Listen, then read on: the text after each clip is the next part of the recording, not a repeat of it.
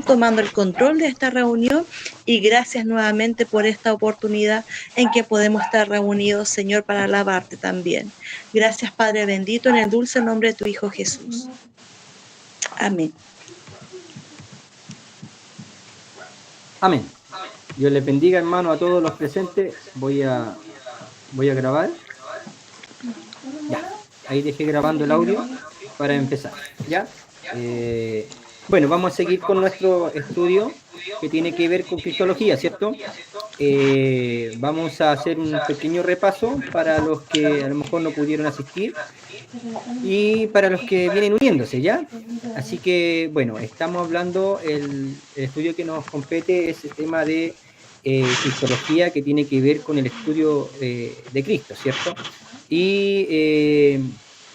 Y esto el estudio que estamos viendo es a través del tiempo, ¿cierto? Los distintos pensamientos que han surgido a través de la historia para llegar a entender el cristianismo que hoy nosotros profesamos y el cristianismo o el Cristo que se nos es hablado en la Biblia, ¿cierto? A través de su palabra. Entonces, estábamos en el punto 2, donde tiene que ver con las hermenéuticas, y que lo hemos dicho, que las hermenéuticas tienen que ver con las interpretaciones, ¿cierto? Entonces, hay que tener bien claro este tema, hermano, que cuando estamos hablando de este punto número 2, estamos hablando de hermenéuticas, estamos hablando de interpretaciones que se han dado a través del tiempo, ¿ya?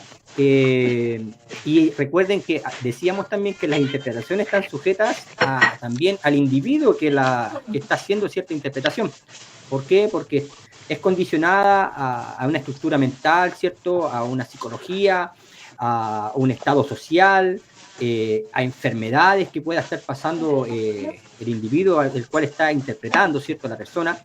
Entonces, las interpretaciones también van de la mano también de todas esas cosas que envuelven el estudio de estas personas, en este caso, el estudio de Cristo, ¿cierto? Entonces, la hermenéutica está sujeta a eso, ¿ya?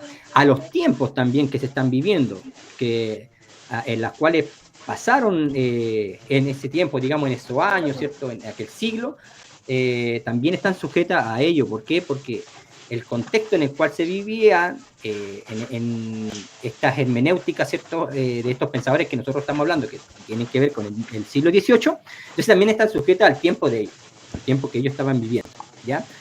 Y estas son las hermenéuticas que estamos viendo ahora. Estamos viendo las hermenéuticas liberales o las hermenéuticas racionalistas, ¿ya? Y tiene que ver esto es en el siglo XVIII, y tiene que ver cuando nace todo este movimiento del racionalismo, ¿ya? Ahora, ¿por qué se dan estas hermenéuticas, ¿cierto? Racionales?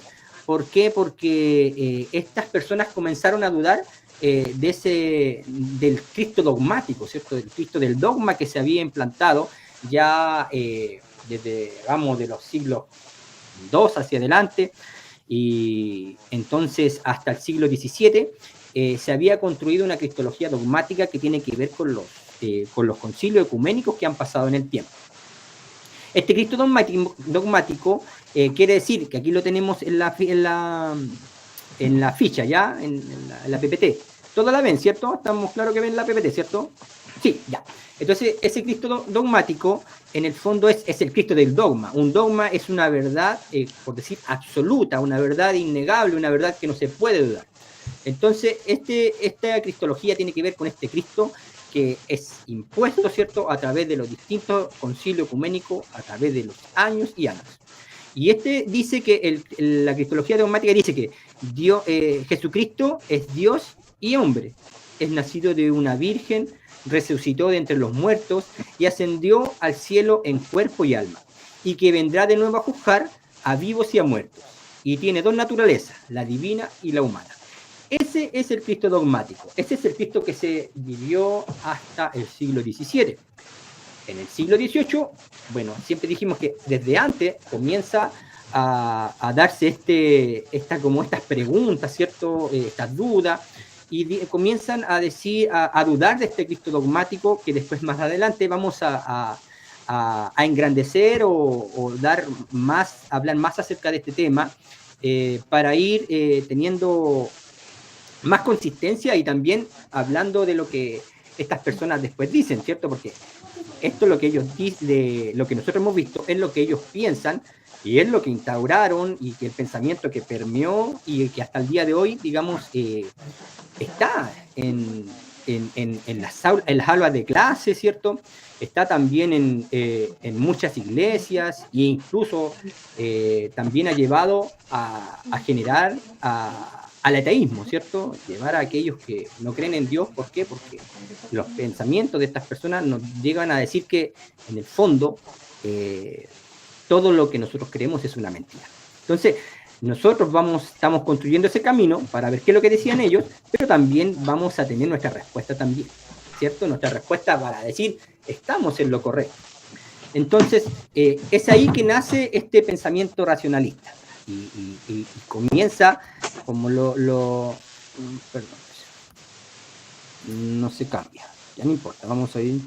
Ya dijimos que esto entonces, en el siglo XVII antes, se construyó esta cristología dogmática, ¿ya? ¿Y qué es lo que buscan estos pensadores?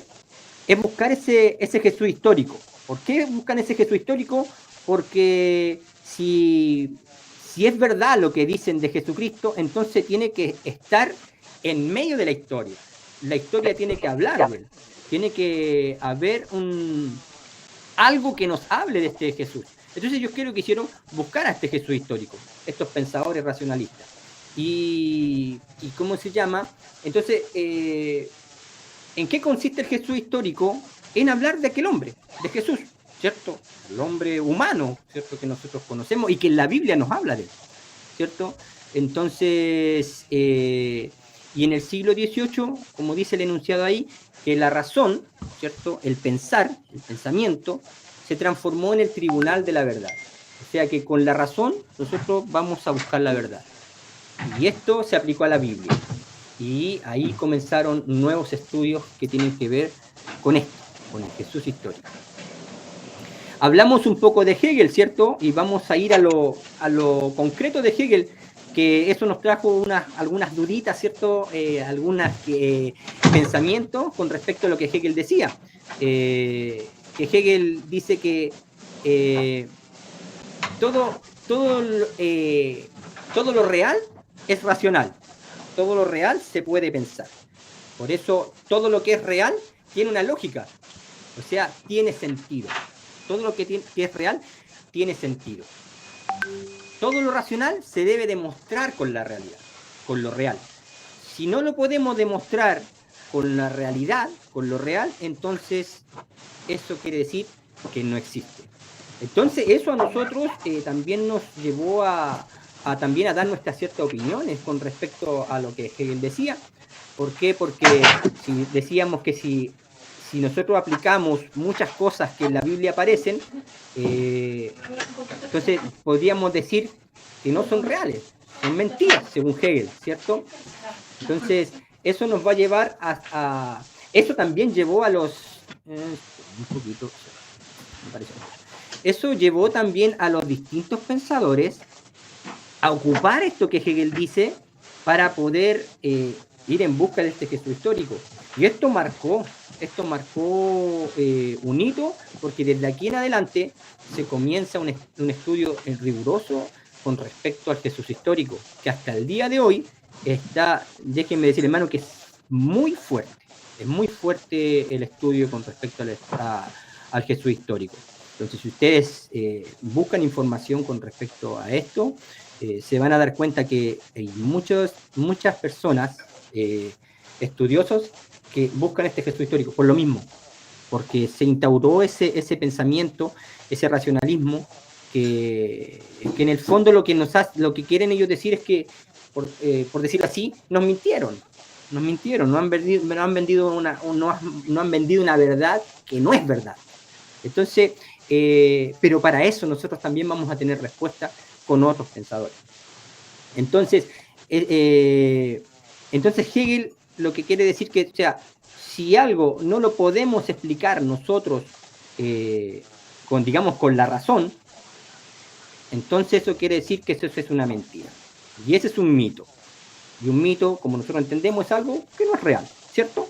Entonces eso es lo que Hegel plasmó, y eso dio también un hincapié a los demás para seguir con el estudio, que fueron, obviamente, cada pensador fue buscando ciertas áreas para ir buscando este Jesús histórico y en el fondo decir, Jesús no fue Dios, ¿cierto?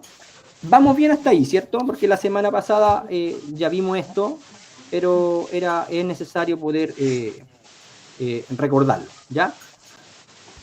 Seguimos. Hablamos de Hermann Samuel Reinmaru, ¿cierto? También hablamos de él y dijimos que él fue como el pionero en buscar al Jesús histórico. ¿Qué es lo que dice él de Jesús? Dice que Jesucristo no fue Dios, no fue divino. Fue un hombre que se creyó profeta y fue un celote, convencido de la liberación de Israel. Obviamente él no va a decir que Jesús fue Dios. ¿Por qué? Porque él ¿en qué está? En la búsqueda de quién? Del Jesús histórico. Y el Jesús histórico no tiene nada que ver. El Jesús histórico es enemigo del Jesús dogmático, del Cristo dogmático. Son enemigos. Entonces, ellos ¿quién buscan? Al Jesús histórico, al de carne y hueso. Entonces, para ellos decir que Jesús fue Dios, se estarían contradiciéndose. Entonces, ese es el pensamiento de él, ¿cierto? Pero ¿y qué fueron? ¿Por qué dice que se creyó un celote, no celote? Porque los celotes, ¿qué es lo que eran? Eran un grupo que protestó en contra de la opresión de Roma. Recordemos que el pueblo de Israel, estando en opresión con Roma, venía de antes, de otros, digamos, ya dominados por otros, ¿cierto? Los persas, ¿cierto? Los griegos. Entonces, siempre Israel estuvo en opresión, ¿cierto? ¿Y qué es lo que esperaban ellos? Ellos esperaban la liberación de Israel.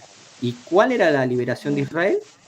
Obtener de nuevo sus tierras, sus dominios, un rey y volver a ser independientes.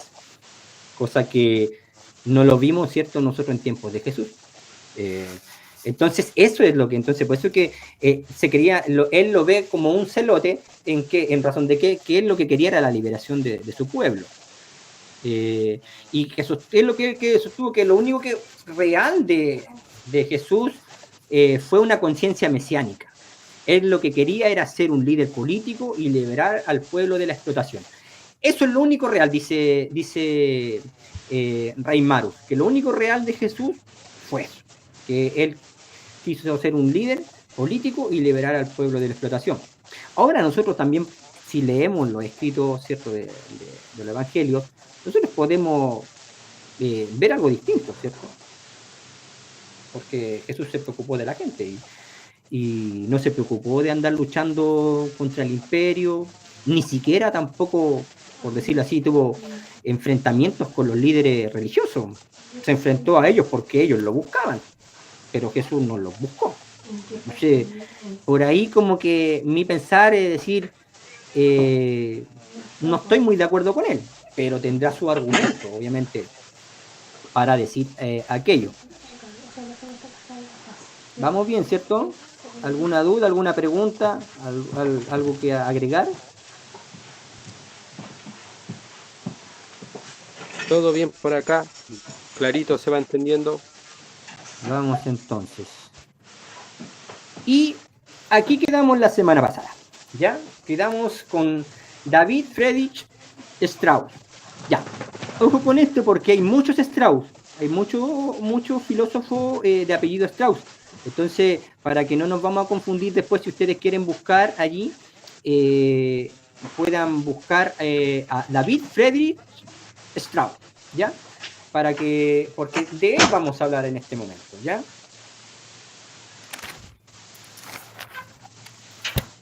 Ya, dijimos que Strauss fue un biblista. Biblista es el término biblista es ocupado para aquellas personas que se han dedicado a estudiar la Biblia en forma, por decirlo así, crítica, ¿ya? O sea, estudian filosofía, estudian lenguas, ¿cierto? Lenguas como el arameo, el hebreo, el griego, el latín. y ellos ocupan herramientas para poder leer la Biblia de tal manera que quieren sacar lo que realmente la Biblia nos quiso decir en aquel tiempo, ¿ya? Como que no buscan, por decir así, como el mensaje, contextualizar el mensaje, sino que lo que ellos vienen, ¿qué es lo que quiso decir la Biblia? Es un biblista. Entonces, el biblista busca como ese primer sentido. Lo que hablábamos en clases anteriores que tiene que ver con la exégesis, que la exégesis lo que quiere buscar es el primer sentido del texto, ¿ya? Y el biblista se ocupa de eso. Entonces, por eso es que el biblista no ocupa textos aislados. No pesca un texto y te habla de eso, sino que el biblista lo que hace es ocupar un texto, pero comienza a hablar con todo su contexto anterior, su contexto inmediato, ¿cierto? Y eso lo que hace, le ayuda a buscar, como dice, el primer sentido de lo que quiere decir dicho texto. Entonces, si nosotros nos basamos en eso, entonces estamos como lo mismo que decíamos, no es cualquier persona, sino que son personas que han tenido un estudio, una preparación. Entonces lo que ellos puedan decir no es llegar y decirle, rebatirlo, tirarlo al suelo, sino que es para meditarlo y ayudarnos a seguir construyendo ese pensamiento, ¿cierto? Nosotros que tenemos de nuestro Jesucristo, ¿cierto? Que nosotros hemos creído. Y él en un libro, ¿cierto?, que se llama La vida de Jesús, así se llama el libro que él escribió, él da una definición de mito, que alcanzamos a ver algo la semana pasada, pero muy poco, porque no quedamos justo con el término de la reunión. Entonces, el mito, o sea, ¿qué es lo que entendemos nosotros, si alguien quiere dar qué es lo que nosotros entendemos por mito? ¿Ya? Si alguien quiere hablar o de su opinión, ¿qué es lo que tiene que saben de un mito? ¿Qué es un mito? Pueden abrir su micrófono. Amor, los mitos, ¿qué es? Por acá, Amén. podríamos decir que un mito es un acontecimiento o algún personaje que al no tener todo el conocimiento de toda la veracidad de aquella persona o acontecimiento, como no tenemos toda la veracidad, le ponemos como un mito para poder definirlo. No le podemos dar el 100% de realidad, pero a lo mejor tampoco podemos decir que no existió, porque es como una explicación. Dice. Claro. Claro que sí. De hecho, por ejemplo, hay en las civilizaciones antiguas, los mitos y las leyendas, ¿cierto?, que se veían bastante, ellos trataban de explicar ciertas realidades o ciertos acontecimientos con fenómenos naturales y cosas que no sabían cómo explicarlo, pero entonces ellos lo que hacían era explicarlo de alguna manera, ¿cierto? Se inventaba una historia, ¿cierto? Una historia inventada, ocupando personajes y lugares, y de eso darle, hacer entender algo que estaba sucediendo, quizás como un terremoto, ¿cierto? Yo me acuerdo que las fábulas, ¿cierto?, que decían, yo me acuerdo siempre cuando éramos chicos, por ejemplo, ¿por qué el elefante tiene la nariz larga? Me acuerdo que había una historia que decía que el elefante fue a tomar agua y que un cocodrilo lo tomó de la nariz, lo tiró, se le alargó la fuerza y lo soltó y le quedó la nariz larga. ¿Me entienden? O sea, tratan de explicar algo que quizás no entienden, pero ese es, o sea, ese es como lo que nosotros entendemos por mito. Bueno, y hoy en día también lo que se entiende o quizá creemos que mito es una mentira, ¿cierto? Entonces, y es lo que alguien quiere unirse.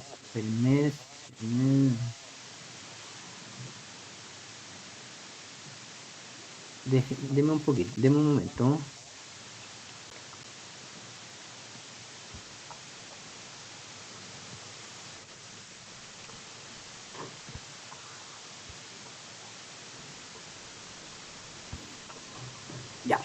Ahí sí. Voy a cerrar aquí. Y voy a abrir de nuevo. Ya. Ahí estamos, ¿cierto? Volvieron a ver la pantalla, ¿cierto? Estamos bien. Ya. Entonces, Hegel, cuando da su explicación, ¿cierto? Que dice que todo lo real tiene que ser racional, ¿cierto? Que lo que nosotros creamos tiene que tener una lógica, y si no tiene lógica no es real, es un mito. Pero Hegel no dio una explicación de mito. Entonces, por ahí Strauss nos ayuda en esto, ¿ya? ¿Y qué es lo que dice Strauss del mito? En el libro La vida de Jesús. Dice que es el revestimiento en forma histórica de las ideas religiosas modelada por el poder de la invención inconsciente, encarnándose en un personaje histórico. Entonces, eso es lo que Strauss dice con respecto al mito. Si nosotros analizamos eso un poquito y vamos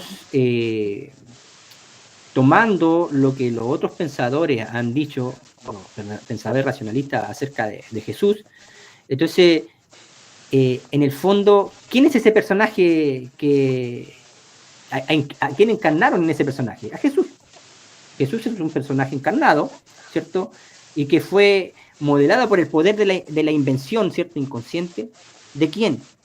Que lo decían los otros pensadores, que los discípulos inventaron a Jesús, ¿cierto? Entonces,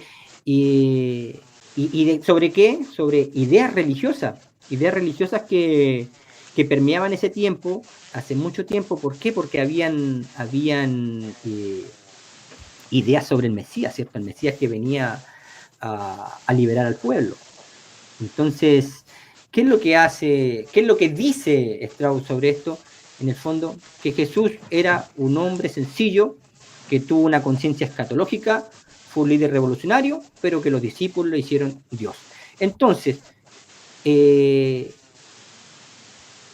la invención, en este caso, que dice Strauss sobre Jesús, la invención fue por esas ideas religiosas que había, por la espera, ¿cierto?, de ese Mesías, ¿cierto? Entonces, ¿quiénes? Los discípulos que compartieron con Jesús, que dice él que fue un hombre sencillo, ¿cierto?, que tenía una predicación, pero que ellos crearon sobre este Jesús a este personaje histórico y le dieron un valor religioso. En el fondo, es más o menos eso lo que dice Strauss, ¿cierto? ¿Por qué? Porque dice, porque él tiene introducido el pensamiento de Hegel. Tiene que tener lógica, para que sea real tiene que tener una lógica. ¿Y qué es lo que es la lógica? El pueblo esperaba un Mesías. Entonces, ¿qué hicieron? Hicieron de Jesús ese Mesías que esperaban, y con eso lo divinizaron y todo eso. Ese es el pensamiento de Strauss, que obviamente para nosotros, que nosotros creemos en Jesucristo, no lo vemos así, ¿cierto?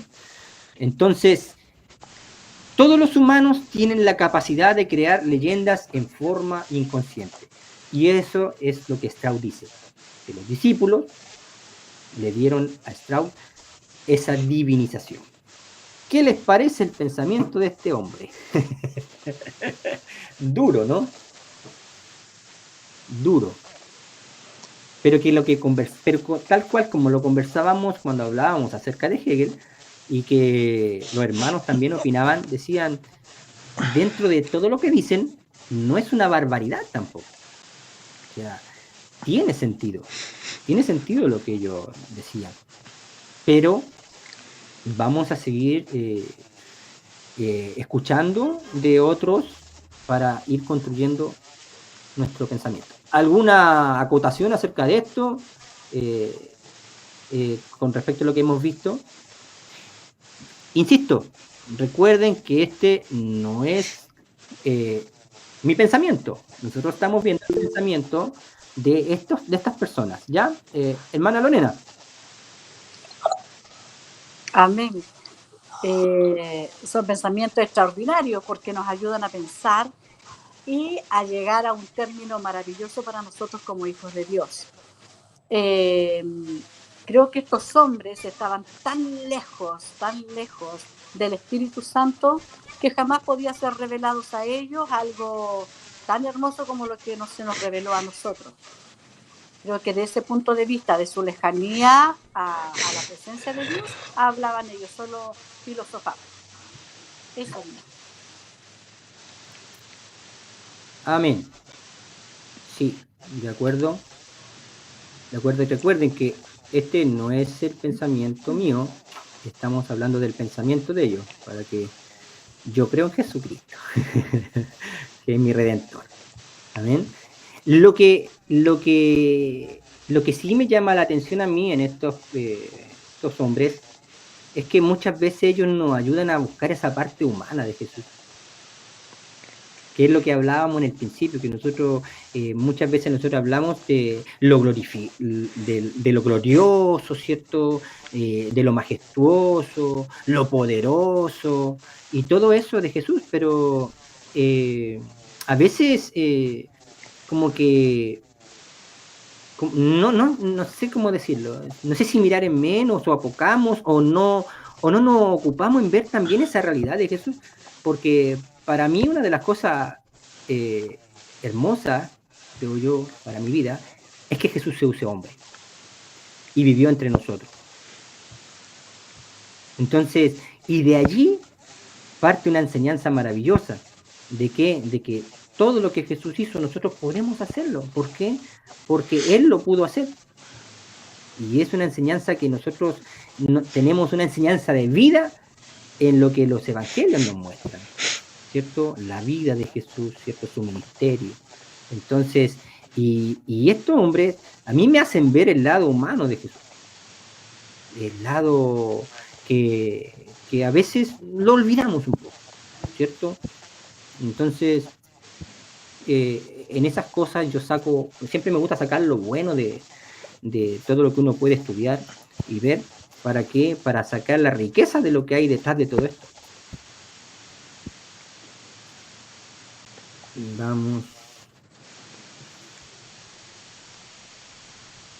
Vamos. Hermano Manuel. Hermano, dígame. Una de las cosas que a mí me ha llamado la atención dentro de lo que uno estudia, por ejemplo, uno cuando ve detractores o ánimos así, a uno le ayuda a poder reafirmar su fe, a tenerle más sentido a lo que uno cree. ¿Qué quiero decir con esto? Tal como decía el tema que estamos hablando, acerca de que se propone la construcción de Jesús, más que de algo real, sino como que los discípulos hicieron a Jesús para poder responder a su necesidad personal. Pero también a mi vez, todo esto a mí me ayuda a que lo que yo creo, a reafirmarlo con más fuerza. Es decir, todo lo que está contrario a lo que yo creo, yo no es que lo ignore, yo no ignoro lo que Dios está haciendo y todo esto, sino que todo lo contrario. Todo eso lo tomo para reafirmar mi fe.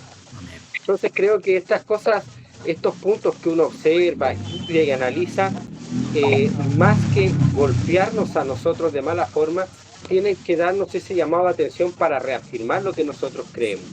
Entonces en ese aspecto es bueno también que podamos tener esta visión, es bueno que podamos tener este estudio, porque realmente reafirmamos lo que nosotros creemos y no tenemos una fe ignorante, sino que una fe con fortaleza, una fe con credibilidad, una fe que realmente tiene sentido. Amén. Muy de acuerdo. Yo estoy de acuerdo con mi hermano. Y también quizás también yo aportaría también con respecto a esto, es que también esto nos ayuda también a nosotros en nuestro tiempo, en el día de hoy. Creo que también lo habíamos mencionado, que hoy en día también es prudente analizar y mirar que a veces hay un evangelio muy distorsionado de la verdad del evangelio de Jesucristo. Un evangelio muy centrado en lo humanista, en lo personal, en el humano, ¿cierto? Y se pierde el centro, que el evangelio es Jesucristo. De repente nosotros hablamos como las grandezas que, no sé, a ver, como de lo que Dios quiere para nosotros, grandeza y todas esas cosas. Pero yo veo en lo evangelio, yo veo a los discípulos y después veo la era post-evangelista, ¿cierto? Siglo I, siglo II. Yo veo todo lo contrario. Yo veo un pueblo que es fiel a Jesús aún en el sufrimiento, fiel al mensaje de Jesucristo, aun cuando eso les trajo que fueran martirizados. Pero yo no veo a los discípulos, bueno, llevémoslo a nuestro tiempo, en grandes carros, en grandes lujos, en grandes casas y todas esas cosas, que hoy en día yo lo veo. ¿Y ese es el verdadero evangelio de Jesucristo? ¿Habló de riqueza? Dijo, bienaventurados los que sufren, bienaventurados los que lloran. Entonces, esto también tiene que ayudarnos para poder quizás volver al génesis del evangelio, al verdadero evangelio de Jesucristo. Ahora, si no nos gusta porque el evangelio de Jesucristo, tal cual como los discípulos, en el libro de los Hechos, ¿cierto? Lo dice. Incluso el mismo Pablo. Pablo sufrió, pasó mucho en la cárcel. El verdadero evangelio de Jesucristo. Pero tenían sus convicciones firmes, porque creyeron en sus corazones que Jesucristo nació en sus corazones. Entonces ya nada los movía. ¿Tenían de perder su vida? Para mí, el morir es vivir en Cristo. Entonces, esto que nos ayude a ver también los distintos pensamientos de la gente y de estos pensadores, y también llevarnos el día de hoy a reflexionar sobre lo que hoy día vemos. ¿Cierto?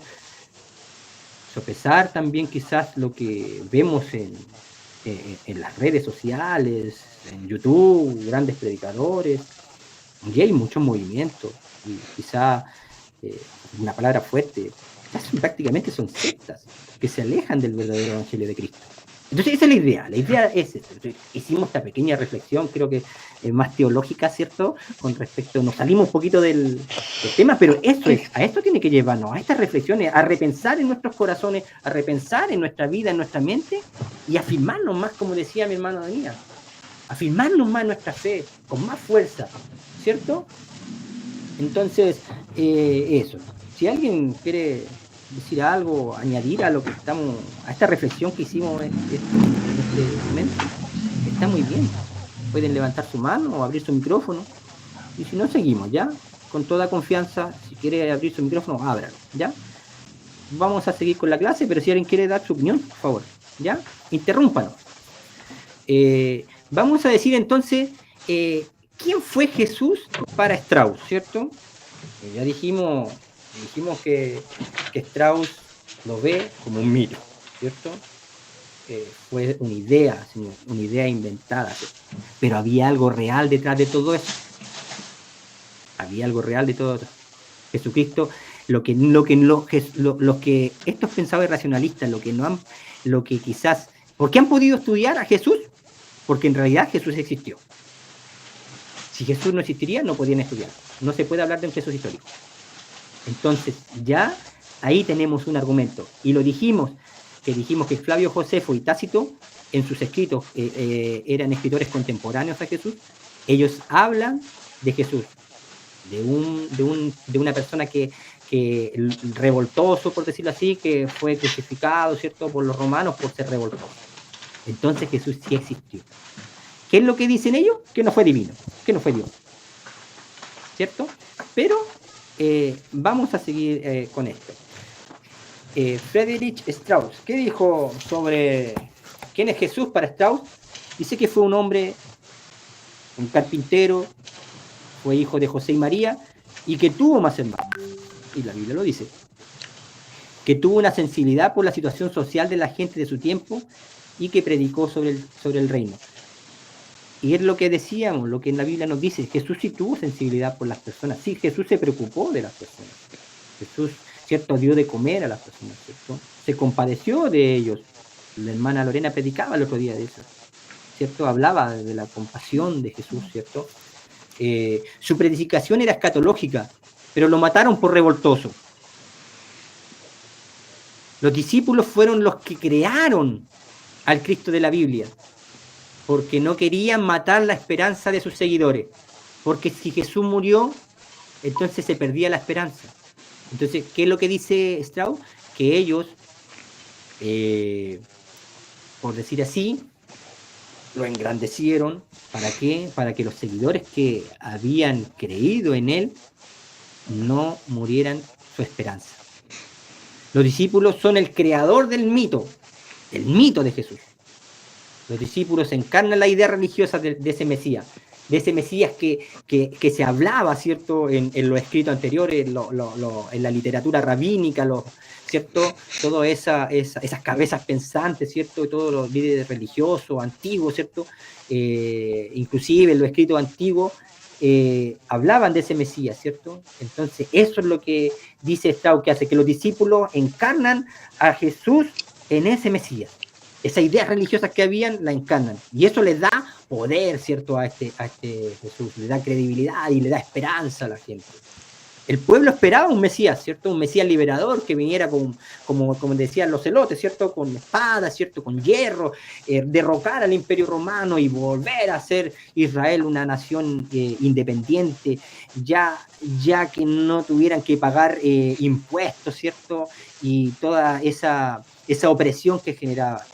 La literatura rabínica, como decía, giraba en torno a ese Mesías.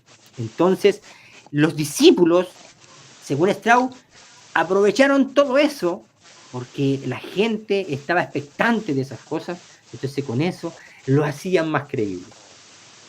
Entonces, eso es lo que Strauss piensa sobre Jesús. Jesús existió, pero fue un hombre como cualquier otro hombre, que tuvo una relevancia, fue importante porque hizo cosas, movía gente, movía masa. Entonces, ¿qué es lo que hicieron los discípulos? Lo codivinizaron. Y ahí construyeron el mito de Jesús, según Strauss.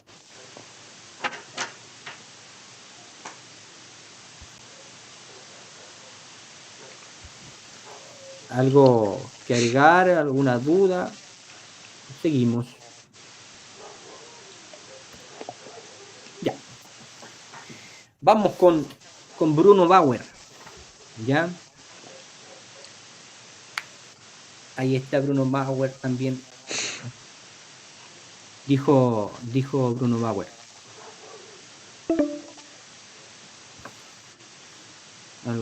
Algo sonó. ¿Alguien quiere hablar? No, ya, sigamos. ¿Cómo? No, salió que va a terminar la llamada en 15 minutos. ¿Cuánto? En 15 minutos, dice. Ya, vamos a avanzar entonces. Le damos hasta que termine nomás, hermano, ¿ya? Ya, entonces, ¿qué es lo que dijo Bruno? La cristología que está en los evangelios es producto de una reflexión literaria, que no hay nada de historia en Cristo. Y ahí ahí yo no concuerdo con él, porque según dice que no hay nada de historia en Cristo, pero claro, si él se refiere a Cristo, al Cristo de la Biblia, ¿cierto?, al Cristo dogmático, claro, podría entenderlo y decirle que no hay nada de historia, porque según el pensamiento racionalista, recuerden que todo lo real tiene que ser comprobado con la razón, tiene que ser razonable. Entonces, todo como lo divino de Cristo no se podía comprobar, como la resurrección, los milagros, la resucitación, ¿cierto? Todas esas cosas no se podían comprobar. Entonces, en ese Cristo no hay historia. Pero si se va a referir a Jesús, claro que sí, porque los historiadores hablan de Jesús, ¿cierto? Hablan que sí existió. Pero si él se refiere directamente a Cristo, por ahí podemos, según el pensamiento racionalista, podemos decir, ya, sí tiene razón. Según el pensamiento racionalista, ¿cierto? Según él. Y que es pura reflexión literaria. O sea, ¿y qué quiere decir él con es producto de una reflexión literaria? Que la reflexión literaria es un análisis crítico personal de un texto, ¿cierto? Entonces, es un análisis crítico. Entonces, si los textos, ¿cierto? Hablan de este Cristo dogmático, ¿cierto? Poderoso y todo eso, entonces, por eso le dice, no, es reflexión literaria. No hay nada de cierto en eso. Es para dar esperanza. Él dice que ese Cristo es ahistórico, que es pura reflexión literaria. ¿Y para qué? Es para dar esperanza a un pueblo destruido. Porque es cierto, el pueblo de Israel estaba destruido, estaba oprimido. Años esperando, ¿cierto? Que Dios se levantara y los volviera a ser nación. Entonces es un pueblo destruido, un pueblo que estaba con dolor. Con esperanza, claro que sí, porque los grandes rabinos también mantenían esa esperanza viva de decir que Dios está actuando, pero no sabemos cómo ni cuándo va a ser, pero Dios va a actuar, Dios va a hacer algo, cuándo no lo sabemos, pero lo va a hacer. Eso era la esperanza, ¿cierto?, que daban al pueblo, así que fuerza, Dios va a hacer algo. Entonces era un pueblo que estaba destruido. Y ese Cristo histórico, ¿qué quiere decir? Que se refiere a algo que no tiene relación alguna con la historia. O sea, en el fondo sigue aumentando el pensamiento racionalista. El Cristo no existe. El Jesús histórico, sí. Y es esa persona. Es una persona común y corriente. Un líder político que quiso levantarse y actuar en favor de sus hermanos, ¿cierto? Hermanos judíos. Eso es. Según Bruno, los discípulos construyeron esta cristología para mantener la esperanza escatológica de los tiempos finales, ¿cierto? Y esa escatología diera esperanza a un pueblo que sufría. Eso es, según Bruno, que por eso que los discípulos hicieron eso, para dar esperanza a un pueblo que estaba destruido. Entonces, por eso dice Bruno que inventaron y crearon todo este mito de Cristo. ¿Por qué? Porque ese Jesús murió. El Jesús que habla, el Jesús histórico murió. Se fue. Entonces, se perdió la esperanza. Entonces, Bruno dice que los discípulos crearon, digamos, esta cristología para que así el pueblo siguiera adelante, se mantuviera en pie, no perdiera esperanza de que Dios iba a hacer algo. Dios estaba haciendo algo. Eso, en el fondo, es lo que Bruno Bauer aporta a esta hermenéutica liberal o racionalista. ¿Ya?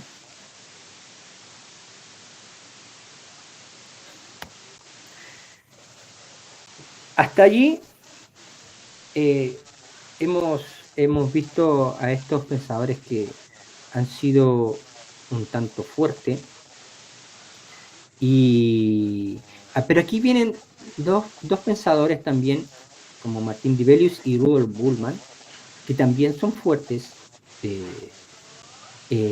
pero ellos comienzan ya a decir, ya, está bien, Es porque ellos también son de la época de ellos y también son pensadores racionalistas. Entonces, está bien, pero debe haber algo más. Algo más debe haber acerca de esto. Algo más tiene que haber, no puede ser solo eso. Entonces, estos dos personajes escribieron en conjunto, cada uno escribió su teología del Nuevo Testamento. Son libros con bastante contenido académico y que tienen que ver con eso, con el estudio del Nuevo Testamento. Entonces, ellos, cada uno escribió su libro, ¿cierto? Y concuerdan más o menos con sus pensamientos. Y los pensadores que nosotros estuvimos viendo anterior a estos pensadores, que tienen que ver con Hegel, Reinhardt, ¿cierto? Bruno Bauer, Strauss, ellos ocuparon un método que se llama el histórico crítico. Para escribir toda su idea, ocuparon el método histórico crítico, que tiene que ver con la historicidad, ¿cierto? La historia, pero crítica. Ahí la aportaron, la crítica. Entonces, de eso exponen al texto, pero bajo la crítica, buscando, recabando y no creyendo, pero si dice esto, ¿por qué esto? Entonces, ese es el método histórico crítico que ocuparon estos pensadores. Ahora, Dibelius y Bultmann inventaron un método que se llama el método historia de las formas, ¿ya? Y ellos, ¿qué es lo que dicen ellos? Ellos dicen que van a buscar la verdad de los hechos. ¿La verdad de los hechos de quién? De Jesús. Eso quieren buscar. Entonces, la historia de las formas es un método que ellos ocuparon para poder ir tras la verdad de los hechos. ¿Ya?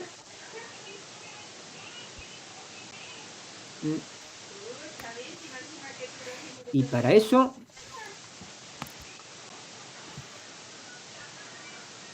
vamos aquí. Vamos a este recuadrito, ¿ya? Que esto es lo que ellos plasman para decir dónde está la verdad sobre Jesús. Nosotros queremos saber la verdad de Jesús. ¿Dónde la encontramos? ¿Cierto?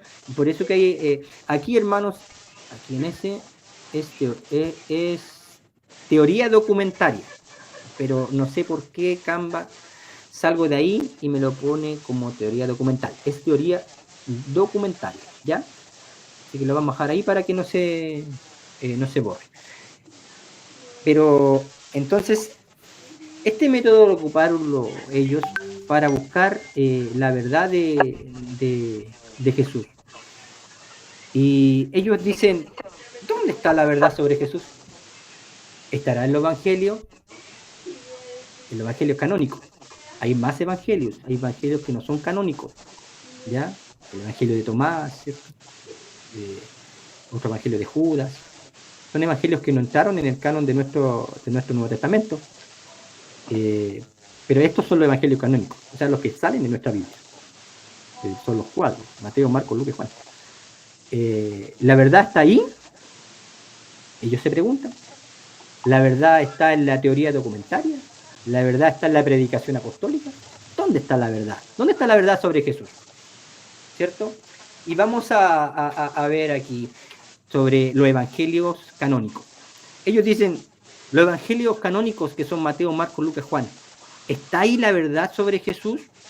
Ellos dicen la verdad de los hechos, ¿cierto? O sea, ¿desde ahí viene? Ellos dicen que no.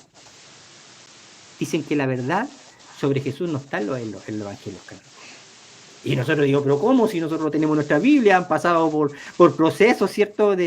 Donde dijeron que esto tiene la verdad, ¿cierto? Pasaron por concilio y cosas así para decir, estos son los evangelios que Jesús plasmó y que van en la Biblia, ¿cierto? Pero ellos dicen que no. Que en los evangelios canónicos no se encuentra la verdad de los hechos sobre Jesús. ¿Por qué? ¿Y por qué?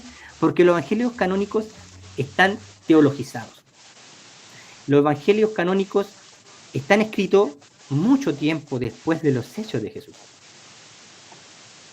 Los evangelios canónicos no fueron escritos, Jesús estaban en su vida, estaban viviendo con Jesús los discípulos y los discípulos iban escribiendo. No.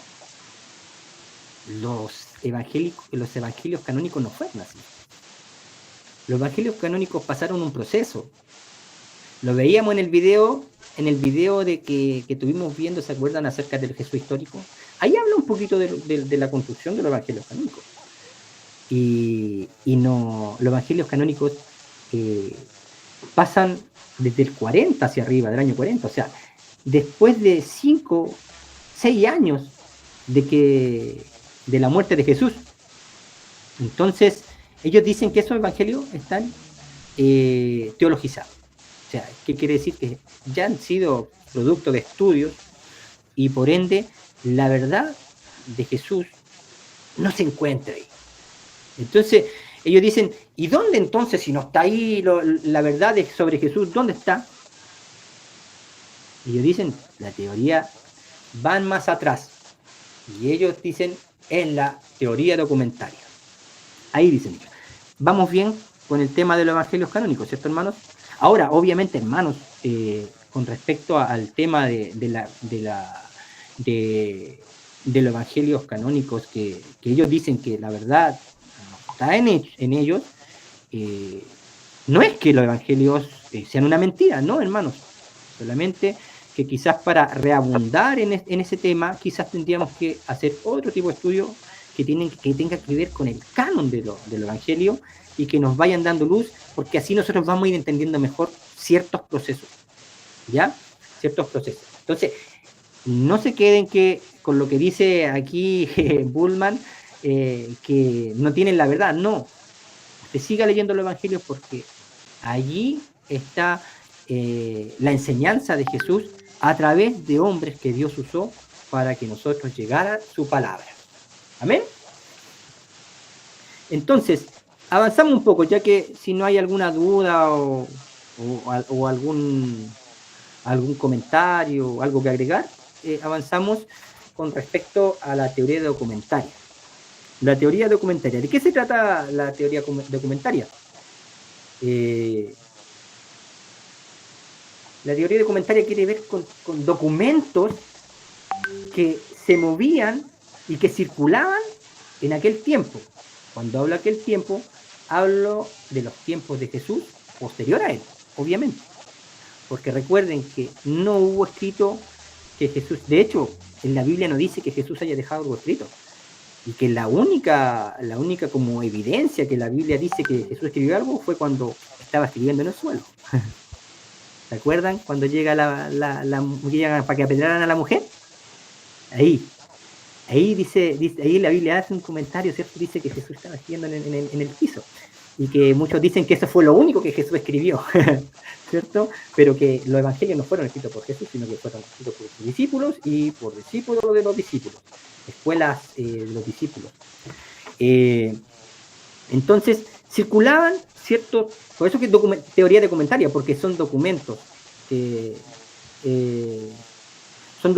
circulaban en ese tiempo, ¿ya? ¿Y cómo podemos saber esto? ¿Cómo podemos nosotros decir, pero hermano, ¿cómo usted me puede decir eso? Bueno, Lucas 1:4. Lucas 1, del 1 al 4. A ver si alcanzamos a leerlo. Vamos a leerlo. Miren.